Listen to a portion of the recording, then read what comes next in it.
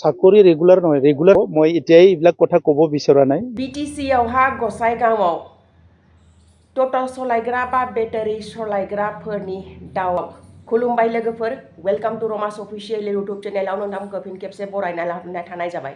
नैबे समावहा नोंथांमोननि खाथियावहा मोननै आपडेट लाना फैनाय जादों। गसाइगावआवहा बेटारि गारि सलायनाय बा टट' सलायनायफोरा डाइरेक्ट बिपिएफ सरकारखौ नासयदों। जे बिपिएफ सरकारा बिटिसिआव फैनाय लोगो लोगोनो रां रुफा थाखा फैसा जानाय बा कारापसन खालामनाया स्टार्ट जाबाय। आगोलावहाय इउपिपिएल सरकार थानाय समावहा टट' सलायग्रा बा बेटारि सलायग्राफोरहा बिदि जायाखैमोन, अट' सलायग्राफोरनि दावराव जायाखैमोन बा अट' सलायग्रा बा टट' सलायग्राफोरनिफ्राय फैसा दिखांना जायाखैमोन।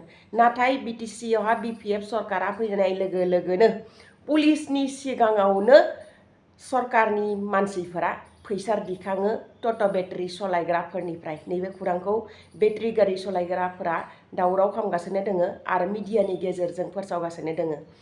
लोगोसेनो मानगोनां प्रमद बर' सार बिथाङाबो डाइरेक्ट बिपिएफ सरकारखौ टारगेट खालामनानै आरो 125 एमेन्डमेन्ट बिलखौ लानानै मा बुंखो? बिथाङा जा बायसा सरकारि साख्रिफोरखौ गोरिब दुखिया लाइमोनफोरनो होदोंमोन, दायो नैबे गोरिब दुखियाफोर लाइमोनफोरा मोननो गोनां साख्रिखौ बिपिएफ सरकारा बिसोरनिफ्राय फैसा बोखांनानैसो नैबे साख्रिखौ होनो नागिरदों बा फैसा बा कमिसन लानानैसो साख्रिखौ होनो नागिरदों। नैबेनि सायावबो प्रमद बर' सारा अजर देखांदों। नोंथांमोननो भिडिअ क्लिपखौ आबुङै होनो थांगासिनो आङो।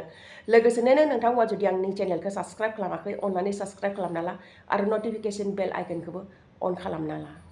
जितु 10টা শিডিউল কাউন্সিল আছে, এই কাউন্সিল কিছুমান কাউন্সিল 1952 চনতে গঠন হোৱা, কিছুমান কাউন্সিল পিছত গঠন হোৱা, কিন্তু যিখিনি ক্ষমতা শিডিউলৰ দ্বাৰা তাত দিয়া আছে তাত কিছুমান ক্ষমতা নাই যিখিনি অত্যন্ত দৰকাৰ। ইয়াৰ ভিতৰত এটা হ'ল ফাইনেন্সিয়েল পাৱাৰটো নাই।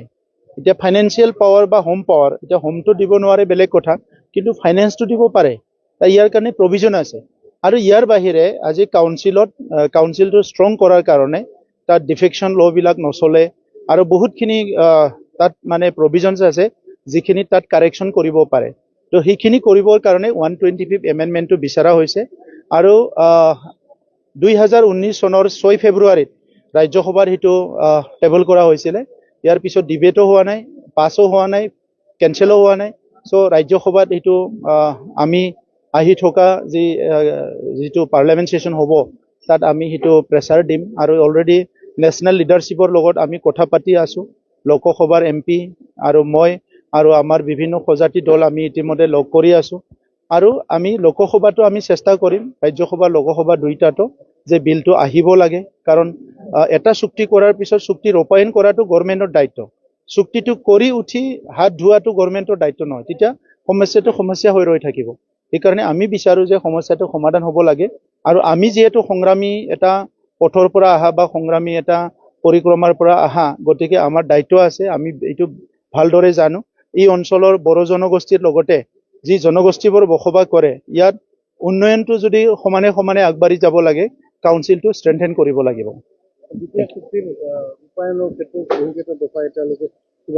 চাওক, ভাৰতত বহুত চুক্তি হৈ গ'ল। স্বাধীনতাৰ পিছত বহুত চুক্তিৰে 100% ৰূপায়ণ হোৱা নাই। তাত হয় কিছুমানত অলপ পলিটিকেল কাৰণ থাকে, কিছুমানত ছ'চিয়েল কাৰণ থাকে, বিভিন্ন কাৰণ থাকে।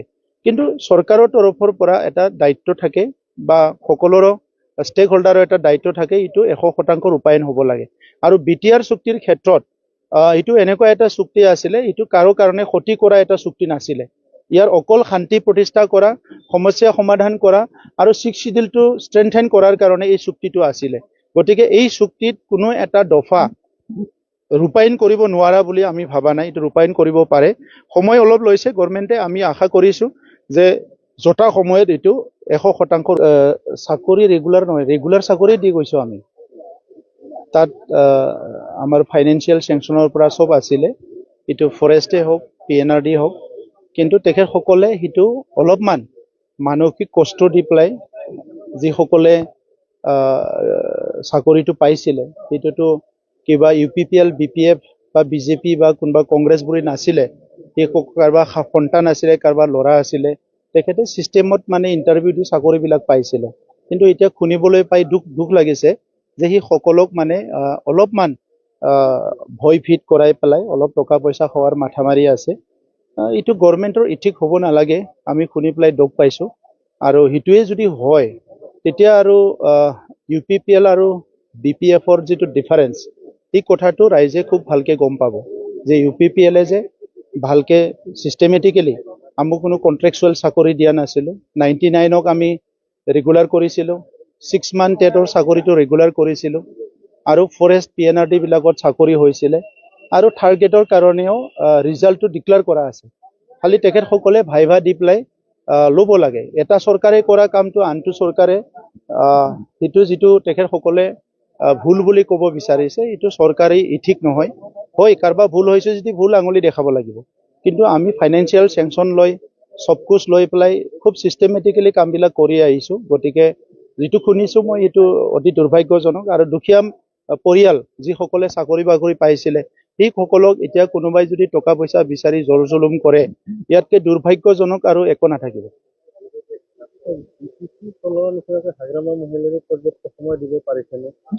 এইটো আপোনালোকেহে ক'ব লাগিব, মই এতিয়াই এইবিলাক কথা ক'ব বিচৰা নাই। চৰকাৰ চলাই আছে, তেখেতসকলে চলাই থাকক। আৰু আপোনালোকে চতুৰ্থ স্তম্ভ হিচাপে কি ভাল হৈছে কি বেয়া হৈছে এইটো ৰাইজৰ ওপৰত দাঙি ধৰাটো মই আপোনালোকৰ কাম বুলি ভাবোঁ। আমাৰো কাম বিৰোধী হিচাপে আমিও সময়মতে কৈ যাম। অটো চলাইছোঁ, কিন্তু বিজেপি চৰকাৰ থকাৰ সময়ত এনেকুৱাতো এতিয়াও ঘটা নাই, আৰু এই কালেকশ্যনটো নাছিল। এতিয়া আমালোকে যেনিবা PTCত আমালোকে বৰ্তমান PTCত ইলেকশ্যনৰ সময়ত তোমাৰ হাগ্ৰামা BPFক মই জিকাই দিছোঁ আমাৰ গোসাইগাঁও সমষ্টিৰ পৰা। একেটা চৰকাৰ আছে, কিন্তু হাগ্ৰামা চৰকাৰ অহাৰ পিছত এনেকা গুণ্ডাগুৰি চলিছে। আজিৰ দিনত চাই আছোঁ বৰ্তমান সকলো ঠাইত আমাৰ গোসাইগাঁৱত আমাৰ কোৰ্টৰ পৰা আহি থাকিলেও ৰাস্তাত 10 টকাকৈ লয়, আৰু সিফালে আমাৰ চত্ৰপুৰৰ পৰা আহিলেও তাৰ পৰা 10 টকাকৈ লয়। টাউনত সোমাইলে টাউনতো 10 টকাকৈ লয়। আমাৰ বাছ ষ্টেণ্ড সিফালে পৰা গাড়ী সোমালে সিফালে পৰা 10 টকাকৈ লয়। কিন্তু আমাৰ গৰীব মানুহ আৰু বন্ধ হ'ব লাগে নেকি? আমাৰ বন্ধ মানে আজিৰ পৰা বন্ধ। আমাৰ লোকৰ যিটা টাউট আছে, ইয়াতে পুলিচ প্ৰশাসন থানা আছে। থানাত থকাৰ পিছত আৰু পুলিচ প্ৰশাসন থকাৰ পিছত সিহঁতে কেনেকৈ এনে দাদাগিৰি কৈ পইচা 10 টকাকৈ ল'ব পাৰে, এটা ডাউট। আমালোকৰ এটা ডাউট আছে। পুলিচ প্ৰশাসন ইয়াতে আছে, সিহঁতে থকাৰ পিছত 10 টকা কেনেকৈ লয়? এইটোৱে আমালোকৰ প্ৰশ্ন থাকিল আপোনাৰ ওচৰত। পাৰ্কিংটো উঠাই দিব লাগে। আমালোকে যে টোটো চলাই কিমান হাৰাচ শাস্তি, 10 টকা দি ভাড়া লৈ পেলাই দিনত আমালোকে কিমান হাজিৰা হয় দিনত? 500 টকা নহয়, 500 টকা নহয়। আমালোকে ফেমিলি আছে, ফেমিলি চলাব লাগে না, ফেমিলি চলাব লাগিব। সিহঁতে কিহত দাদাগিৰি সিহঁতে কোনে বচাইছে? হাগ্ৰামা বচাইছে না কোনে বচাইছে? বিটিইডিটো হাগ্ৰামাৰ। আমালোকৰ যেতিয়া ভোট আহে, যেতিয়া ভোট টাইমত কৈ থাকে যে আমাক ভোট দিয়ক। এতিয়া হাগ্ৰামাত জিতাই পেলাই আমালোকে যে টোটো চলাই পেলাই আমালোকে ইনকাম কৰি 500 টকা, হাইষ্ট 500 টকা। আমাৰ ল'ৰা ছোৱালী আছে, ঘৰত খৰচা আছে, যে সিহঁতে যদি পাৰ্কিং উঠাই পেলাই আমালোকে দি থাকোঁ। নিদিয়া নহয় মানে দি থাকোঁ আমালোকে। কিন্তু আজি এনেকুৱা ঘটনা হৈ গ'ল যে আমালোকে টোটো চলোৱাক আমাৰ বন্ধু সিহঁতৰ টোটো পাৰ্কিং দিয়া নাই। পাৰ্কিং দিয়াৰ পিছত সিহঁতে মাৰিছে। তাক এৰেষ্ট কৰিব লাগিব, আৰু মোবাইল লৈ গৈছে বোলে এইটো।